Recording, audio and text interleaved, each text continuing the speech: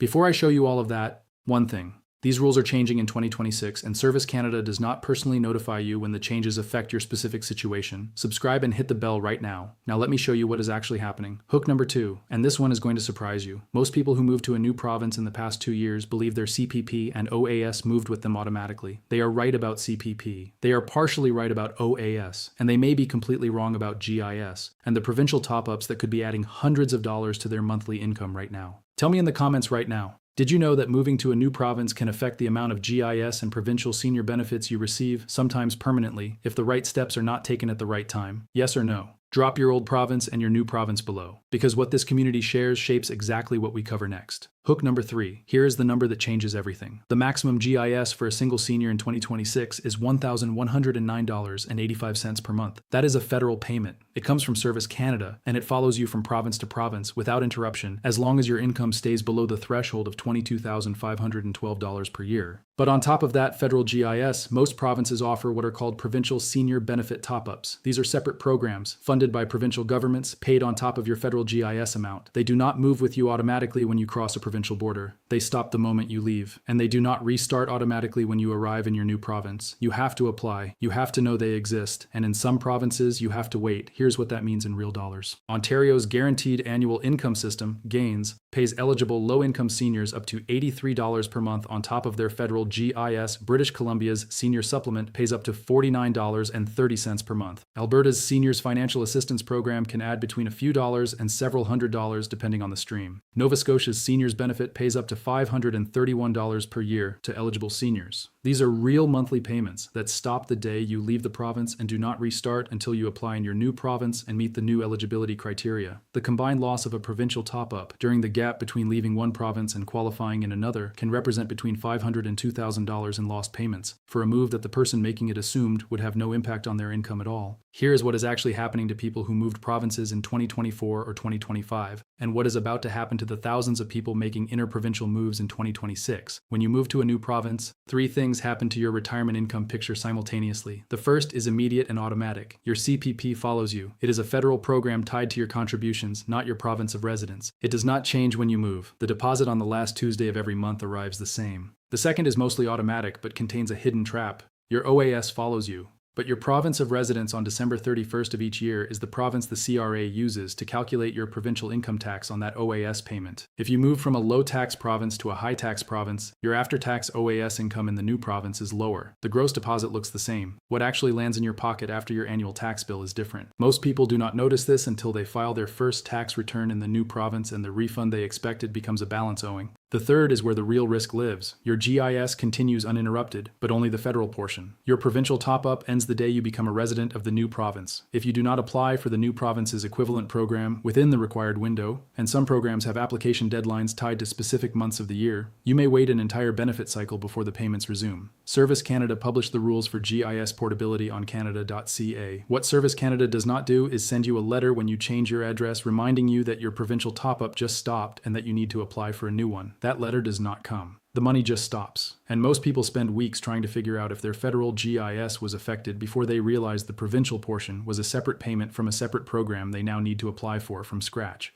Canadians who work with retirement income specialists have someone who reviews their full benefit picture before any interprovincial move and identifies every provincial program that will need to be reapplied for in the new province. Most Canadians on fixed incomes find out about these provincial top-up programs only when someone explains that the monthly deposit is smaller than it used to be. Now you know before that happens. Now here's the part most coverage of this issue completely misses, and this one involves the CRA, not Service Canada. The province you live in on December 31st of any given year is the province the CRA uses to determine your eligibility for provincial tax credits and senior benefits that flow through your annual tax return. In Ontario, the Ontario Trillium Benefit, which includes the Ontario Senior Homeowners Property Tax Grant and the Ontario Energy and Property Tax Credit, is calculated and paid based on your Ontario residency on December 31st. If you moved out of Ontario in October, you are no longer an Ontario resident on December 31st. You do not receive the Ontario Trillium Benefit for that year, even though you lived in Ontario for 10 months of it. In real numbers, the Ontario Trillium Benefit for a low-income senior who rents their home can be worth between $500 and $1,800 per year. The Senior Homeowners Property Tax Grant alone is worth up to $500 per year.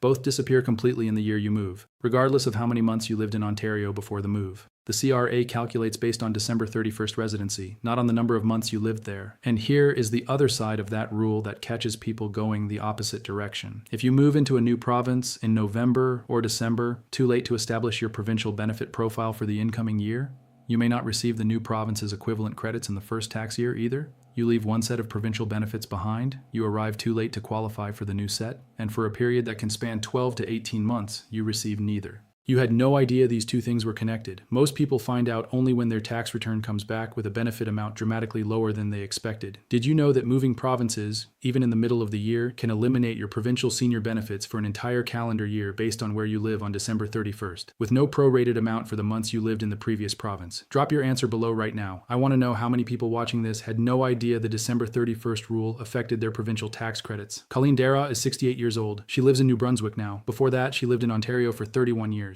She was a retired school aide, 31 years of showing up early and leaving late. She moved to New Brunswick in September 2024 to be closer to her daughter. She had her CPP, she had her OAS, she had her GIS. She assumed her retirement income was settled. What Colleen did not know is that when she left Ontario in September, her Ontario Trillium benefit stopped. She did not know New Brunswick had its own low-income seniors benefit, paying up to $400 per year because nobody told her to apply for it. And she did not know that because she arrived in New Brunswick in September, late in the year, she would not receive any New Brunswick provincial senior benefit for the 2024 tax year either. The gap cost her just over $1,200 in provincial benefits across two programs in two provinces, for a move she believed had no impact on her income. She eventually figured out what happened when she called Service Canada to ask why her deposit seemed smaller. It took 11 weeks to sort out and 3 separate calls to 2 different government offices. If Colleen had known about the December 31st rule and the provincial reapplication requirement before she scheduled the moving truck, none of that would have happened. That is the entire point of this video. 3 steps you can complete before your next move or right now if you moved in the past 2 years. Step 1. Call Service Canada at 1-800-277-9914 and ask them 2 specific questions. First, ask them to confirm your current GIS entitlement and whether it reflects your current province of residence. Second, ask them specifically whether there is a provincial senior benefit program in your current province that is separate from your federal GIS and whether you are currently enrolled. Those 2 questions take 1 phone call and can identify a benefit gap that has been costing you money every single month since your move. Step 2. Contact the Senior Benefits Office of the province you currently live in and ask specifically about provincial top-up programs for GIS recipients. In Ontario, ask about gains. In British Columbia, ask about the Senior Supplement. In Alberta, ask about the Seniors Financial Assistance Program. In Nova Scotia, ask about the Seniors Benefit. In New Brunswick, ask about the Low Income Seniors Benefit. In every province, these programs exist separately from the federal GIS and require a separate application. If you moved within the past 2 years and never applied for the provincial program in your new province, you may have missed months of payments you can apply to recover retroactively, depending on the province and the program. Step 3. If you are planning to move provinces this year and you want to protect your December 31st benefit status, contact both your current province's Senior Benefits Office and your new province's Senior Benefits Office before you set a moving date. Ask each of them specifically what the December 31st residency rule means for your provincial tax credits and senior benefit eligibility in the year of your move. That conversation, which takes 2 phone calls, can tell you whether moving in October versus moving in January of the following year could mean a difference of several hundred to over $1,000 in provincial benefits for that year. One more thing before we close.